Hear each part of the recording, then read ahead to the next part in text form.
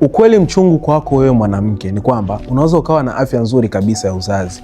Ni kwamba kila mwezi unapata period vizuri, uko vizuri katika afya yako ya uzazi.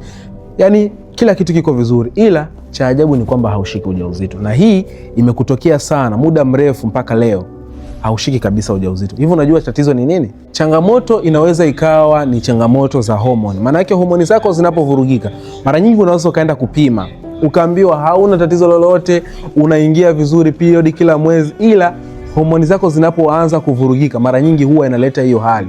So mwisho wa siku unaweza ukajikuta unatafutaga ujauzito kwa muda mrefu bila mafanikio yote. Sikia nikwambie, sisi ni Afya na Mama na Watoto, tumewasaidia wanawake wengi sana kuweza kuondoa changamoto katika mifumo yao ya uzazi. Changamoto za uvimbe kwenye kizazi, mirija kuziba, PID, changamoto za PCOS yani polycystic ovarian syndrome, ambayo hii ni changamoto ambayo inawatesa wanawake wengi sana. Sasa kama wewe ni mwanamke ambaye unapitia changamoto hizi au mojawapo kati ya hizi, hakikisha unatutafuta mapema ili tukusaidie namna gani ambavyo unaweza kurudia katika hali yako ya kawaida na kushika ujauzito kama unahitaji kushika ujauzito.